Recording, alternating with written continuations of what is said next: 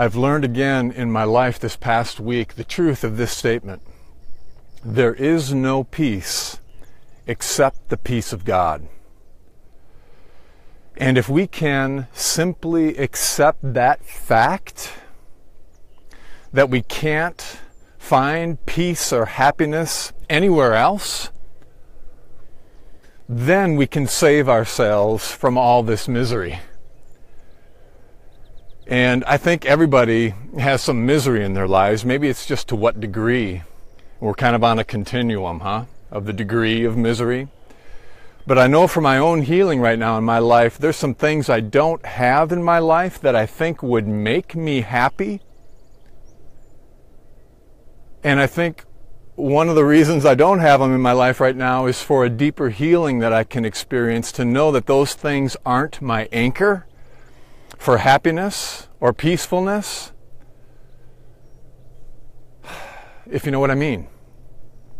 So I think it comes down to this.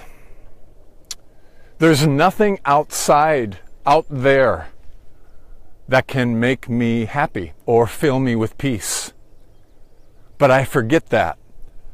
And so this past week, when I didn't get something that I thought would fill me with peace and satisfaction, it's another reminder of learning this deep lesson again, this spiritual principle of how this works. It's kind of like we're Wile E. Coyote.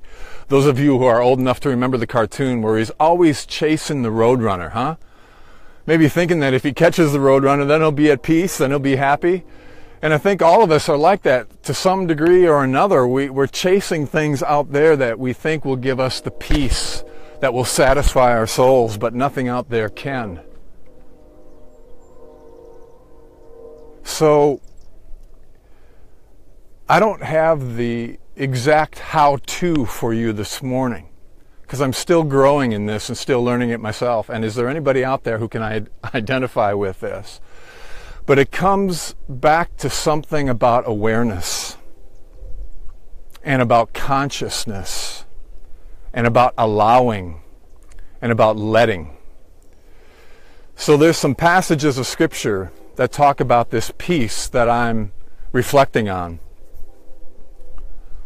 Philippians 4, where it talks about prayer and relationship with God, with the divine. It also says the peace that passes all understanding will fill your hearts and minds. There's the passage in Colossians 3 that says, let the peace of Christ rule your heart. And there's the Galatians 5 passage that gives us a hint about this peace and how to access it. The fruit of the Spirit is love, joy, you know what's coming next, peace.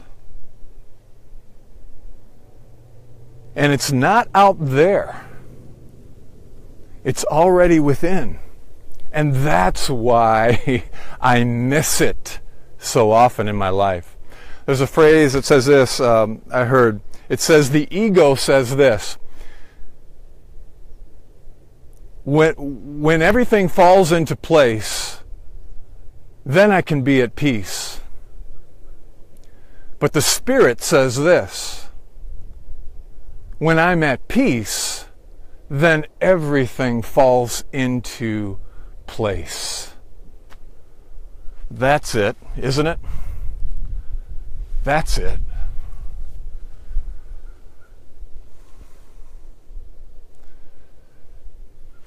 Bertrand Russell also has a quote that says, the good life starts when I stop looking for a better one.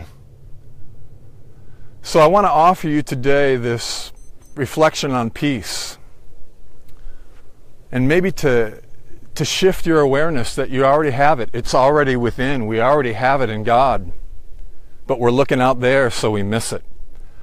So to end with a Julian of Norwich prayer that maybe gets at the heart of what I'm pondering. She says this, O God of goodness, give me yourself, for you are enough for me. And to ask If I ask for anything less, I shall ever be in want. For in you have I all. So it's in relationship with God, all around us, in our midst, and within, and this peace that's already there. Not just after we die when we can get to heaven, but right now. So the change in awareness, accepting it and allowing it to come, to be aware that we already have it, it's already within, and we are in God. So, deep thoughts, or maybe not so deep thoughts this morning from Bill. Hey, Britt.